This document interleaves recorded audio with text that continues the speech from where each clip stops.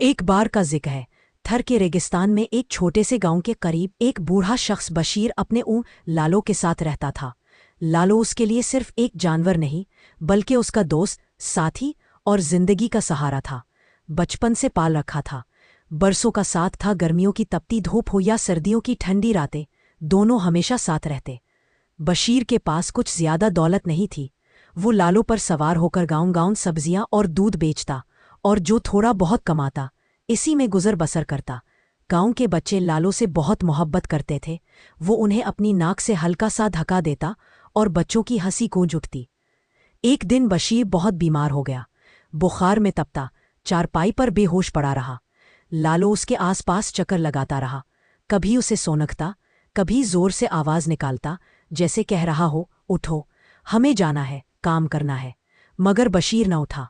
पड़ोसियों ने उसे अस्पताल ले जाने की कोशिश की, लेकिन कोई सवारी ना मिली। तब लालो खुद चारपाई के पास बैठ गया, जैसे कि अपने मालिक को उठाने की जिद कर रहा हो। जब कुछ ना हुआ तो लालो ने खाने पीने से इनकार कर दिया। 3 दिन तक उसने न कुछ खाया न पिया, बस बशीर की बंद आंखों को तके जा रहा था। चौथे दिन बशीर का इंतकाल हो गया। जब उसे दफनाने के लिए ले जाया जा रहा था तो लालो भी पीछे पीछे चल रहा था, सर झुकाए, आहिस्ता आहिस्ता। जनाजे के बाद लालो उसकी कब्र के पास बैठ गया। वहीं बैठा रहा दिनों हफ्तों। लोग उसे खाने को लाते, पानी रखते, मगर लालो ने बस आंखों से नमी टपकाई और कब्र पर अपनी थोथनी रखकर सिसकता रहा।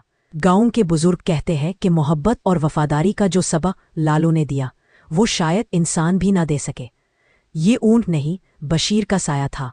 आज भी वो कब्र किनारे लालो की खामोश तस्वीर, रेत में जज्ब आंसू और सच्ची मोहब्बत की कहानी सुना जाती है।